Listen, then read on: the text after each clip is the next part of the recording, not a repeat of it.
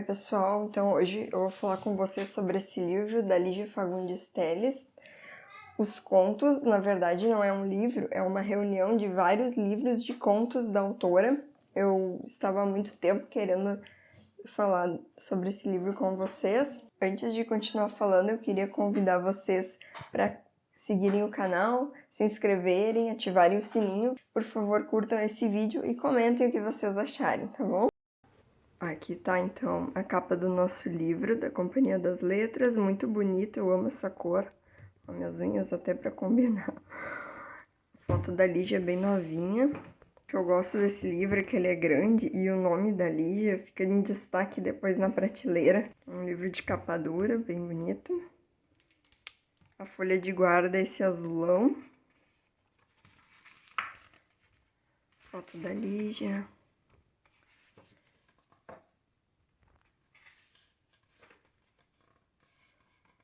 Foto e dedicatória. Aqui mais uma foto da Lígia, mais nova. E aqui a gente tem os livros que estão dentro deste livrão. Então, Antes do Baile Verde, de 1970, Seminário dos Ratos, de 77, A Estrutura da Bolha de Sabão, de 91, Noite Escura e Mais Eu, de 95, Invenção e Memória, de 2000, Um Coração Ardente, 2012, e Contos Esparsos são contos que ela escreveu em jornais ou em outras publicações com outros autores, né? E aqui tem textos, inclusive, mais antigos do que os dos livros aqui anteriores. Tem textos dos anos 50, 60 e tem textos muito bons aí. Aí o pós-fácil e os créditos. Então ali é a Lígia com a Hilda Hilst. No primeiro momento eu não sabia, depois que eu fui me dar conta que era a Hilda, que Carlos Drummond de Andrade tirou dela. É Paulo Emílio, desculpa, aqui, Paulo Emílio.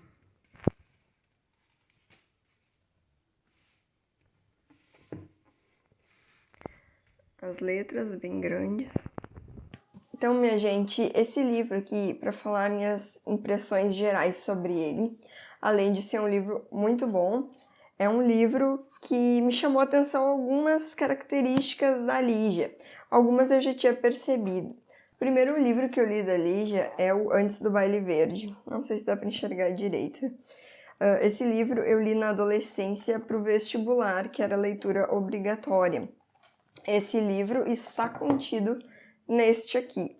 Se vocês não leram nada da Lígia ainda, eu recomendo muito que comecem por Antes do Baile Verde, se não quiserem se arriscar a ler um livro, de repente, tão completo, assim, sobre contos dela, tão grande, né? Se quiserem algo menor para iniciar, eu recomendo muito Antes do Baile Verde. Ele é maravilhoso e posso dizer com segurança que de todos os livros que eu li aqui neste grande, esse aqui ainda é o melhor para mim. Ele é muito bom. Agora, sobre outros livros que ela escreveu, que são romances, né, enfim, não são contos, eu não li nada ainda, então só posso falar sobre contos. Ela é uma ótima escritora, é uma das minhas escritoras preferidas. Ela fala muito sobre experiências humanas, geralmente com finais difíceis, histórias com alguma dificuldade humana, não coisas muito felizes.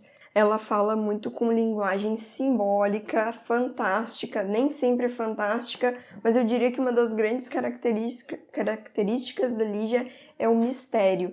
Ela gosta de terminar as histórias dela deixando a bola picando, a pulga atrás da orelha, e a gente não sabe o final, e eu acho que a intenção dela é realmente essa, deixar que nós decidamos, assim, o que aconteceu, ou fiquemos sempre pensando, mas será que era isso ou era aquilo? E ela é muito boa em mistério, em fazer mistérios, né? Usar analogias fantásticas.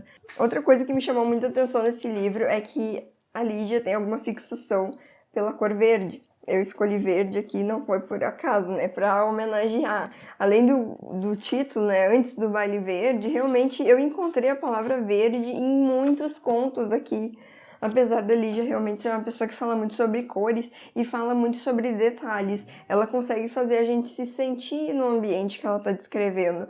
Ela consegue falar de como as coisas são, como é que era a comida, os sabores, os cheiros. Enfim, ela tem uma descrição incrível, né? Muito boa mesmo. A gente consegue vivenciar aquilo que ela está falando e o texto, ele nos prende do início ao fim.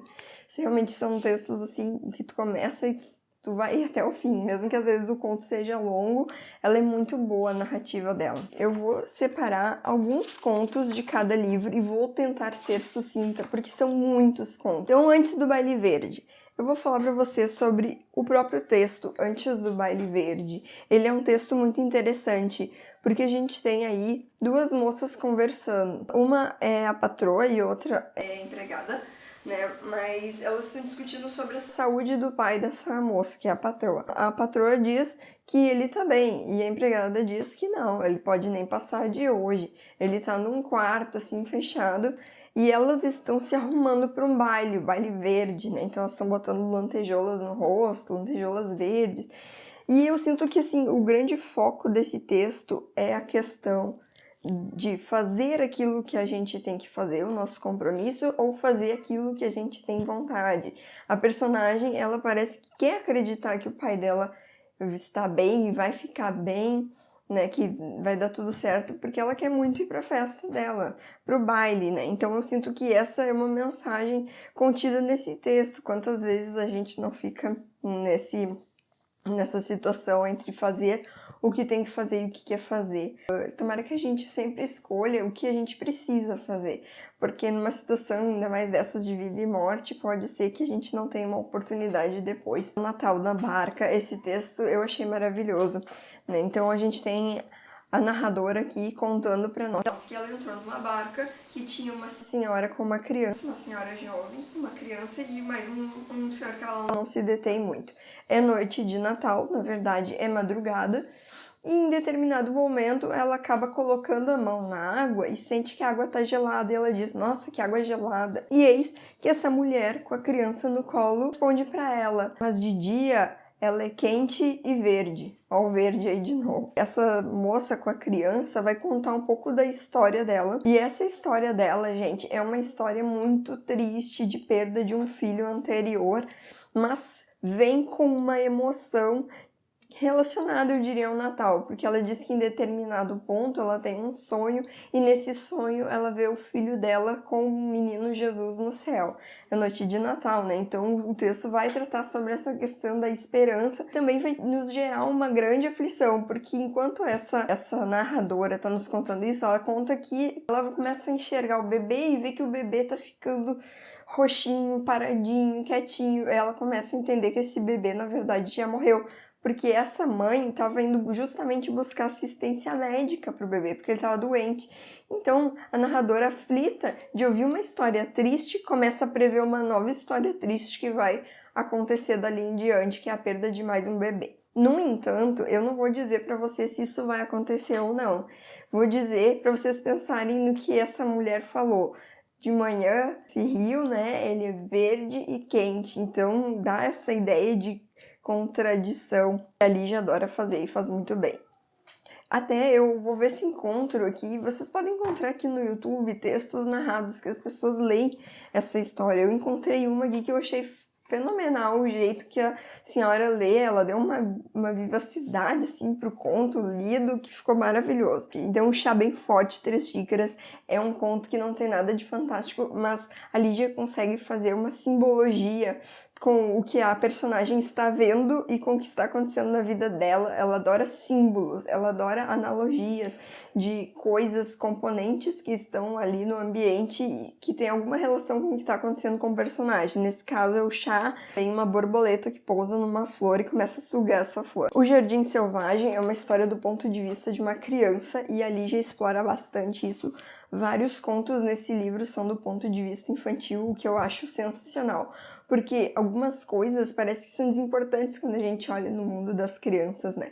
Mas para as crianças aquilo é muito importante, né? Aquilo que elas estão vivenciando é muito importante naquele momento da vida delas. E eu acho que a Lígia consegue captar isso muito bem. Seminário dos Ratos, então, também tiveram vários textos que me chamaram a atenção. Eu gostaria de comentar muito brevemente, tá? Tigrela é um daqueles textos que tu passa o texto inteiro lendo e entendendo uma coisa.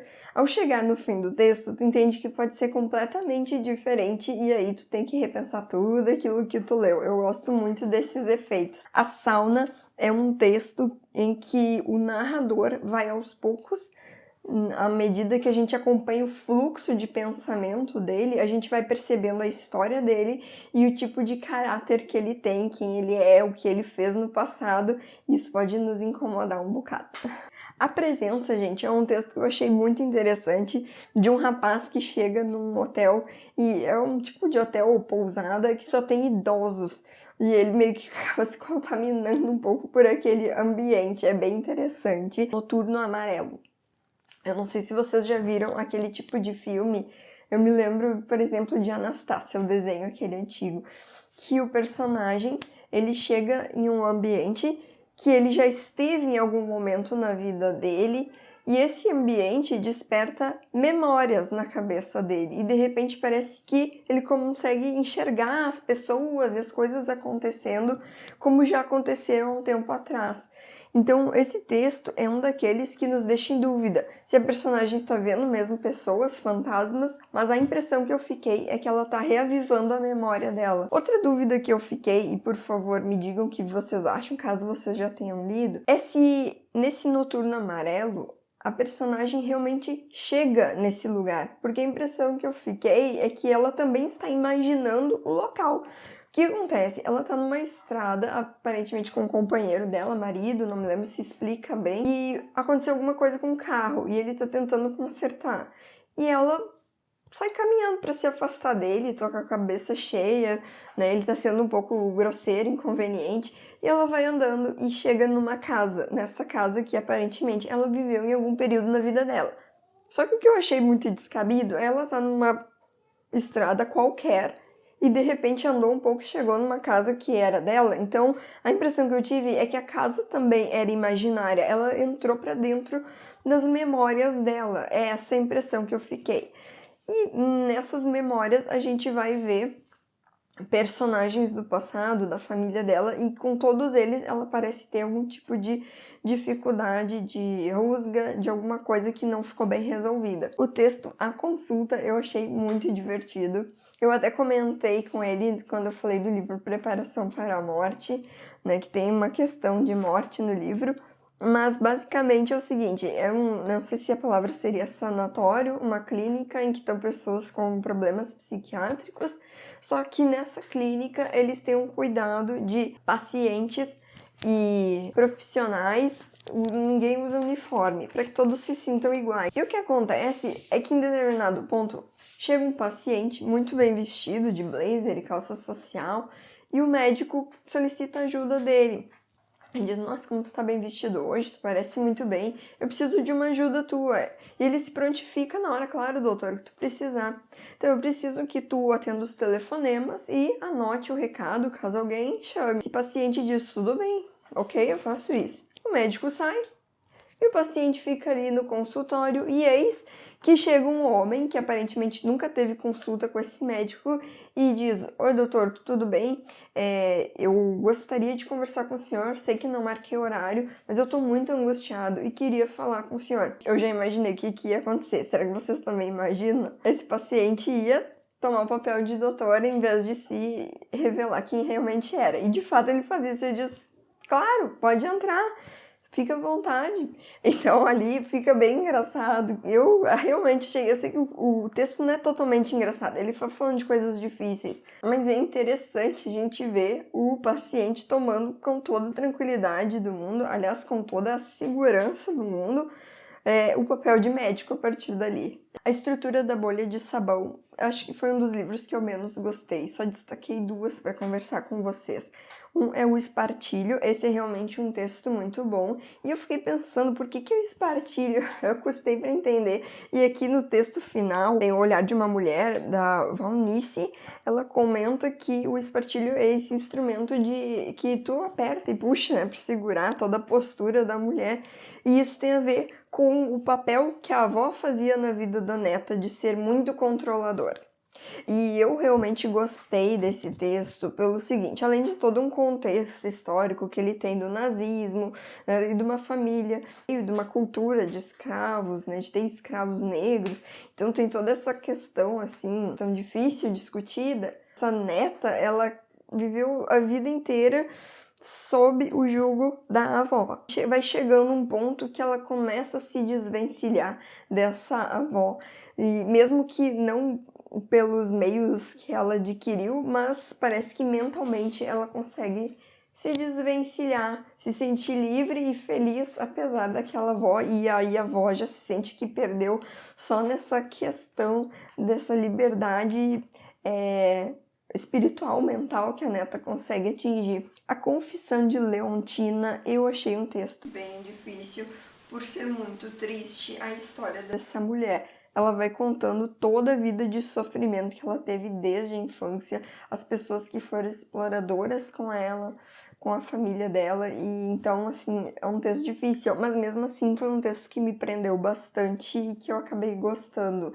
Mas eu já aviso, ele não é um texto fácil, é um texto bem triste, nada positivo. Noite Escura e Mais Eu achei bem interessante o texto Papoula em Feltro Negro. Não que eu tenha amado o texto, mas eu achei interessante, porque vocês vão acompanhando a história com uma perspectiva. E chega um determinado ponto que um personagem apresenta uma coisa completamente diferente a respeito dessa personagem que a gente está acompanhando e muda a visão a respeito dele. E a gente simplesmente não sabe em quem acreditar. O narrador é em terceira pessoa. Ele conta que essa aluna teve uma experiência com uma professora muito difícil, só que agora essa professora está velhinha.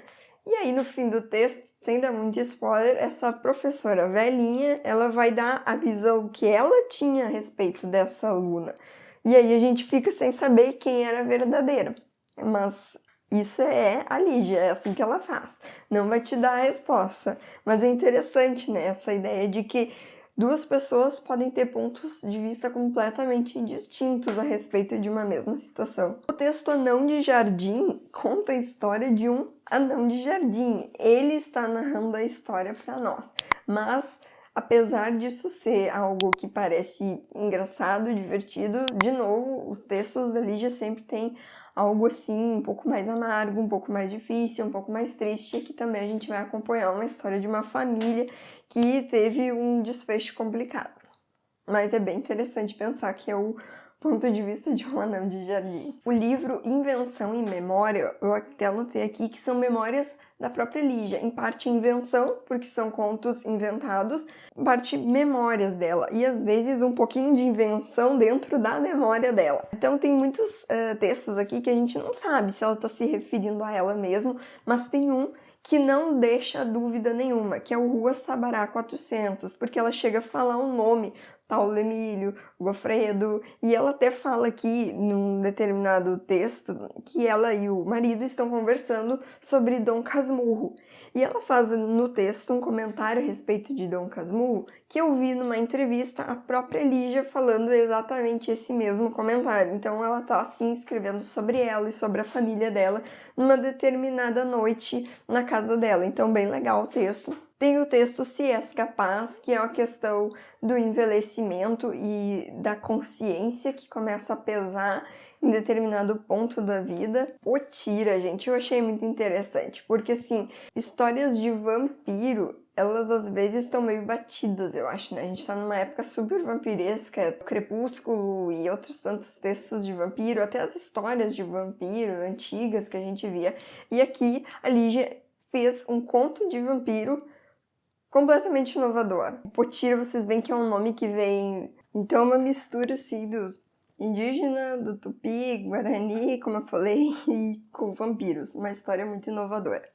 Um Coração Ardente, assim, ó, pelo menos os 4 primeiros textos são extremamente tristes. Biruta é extremamente triste, história que tem criança no meio me machuca muito mais. O texto Emanuel eu achei muito interessante. né? Uma pessoa, uma mulher com aproximadamente 40 e poucos anos, que não conseguiu namorado, mas tem algo de fantástico que acontece aí, pode ser que sim, pode ser que não, mas parece um pouco fantástico, é bem interessante.